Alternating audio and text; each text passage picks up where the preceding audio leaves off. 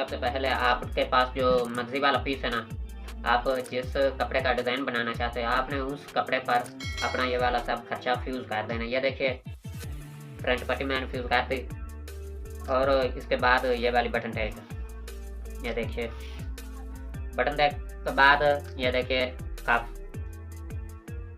इस तरह से आपने भी अपने जो शर्ट का डिज़ाइन बनाना ना, जो डिज़ाइन वाला कपड़ा लगाना है उसके साथ आपने उस कपड़े पर ये वाला खर्चा जो है आपने फ्यूज़ कर देना। ये देखिए ये वालियाँ चाक पट्टियाँ और ये जो हमने फ्रंट पट्टी के साथ और सीने पर जो डिज़ाइन बनाना है ये वाले आपने इस तरह से फ्यूज़ कर लेना। ये देखिए बुकरम के बगैर है, ये देखिए इस तरह से आपने इसको भी फ्यूज़ कर लेना।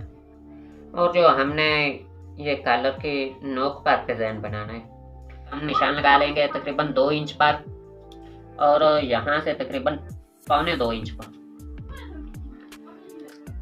इसे आपने स्केल की मदद से ऐसे निशान लगा लेना और दूसरी तरफ से भी आपने इधर से भी 1.25 इंच पर निशान लगाना और यहाँ से तकरीबन 2 इंच पर इस तरह से आपने निशान लगा लेना। ये वाली जो नोक है ना, हमने इसको डिज़ाइन बनाना है, इसको लाल कर देना और इसके नीचे ये शर्ट का फ्रंट पीस है, फ्रंट हिस्सा आपने तकरीबन 12.5 इंच पर निशान लगाना है। तकरीबन 12.5 इंच पर आपने निशान लगाना है और इसके बाद आपने इसको इस तरह से डबल कर देना। इस निशान के ऊपर ये जो आपने निशान लगाया ना, ये वाली नोक आपने इसके ऊपर ले आनी और इसके बाद आपने इसको इस्त्री की मदद से बिठा देना अच्छी तरह से। ये देखिए दोस्तों, ये वाली आपने पान पा दी।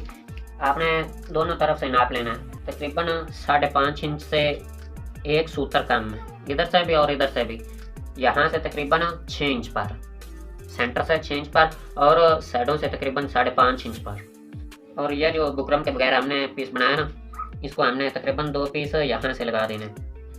इस तरह से दोस्तों आपने ये वाले पीस लगाने और इसके साथ आपने ये वाली फ्रंट पट्टी लगा देनी। ये देखिए इस तरह से। चलें सिलाई को स्टार्ट करते हैं और आपको सिलाई लगा के दिखाते हैं कि आप ये वाला डिज़ाइन किस तरह बना सकते हैं।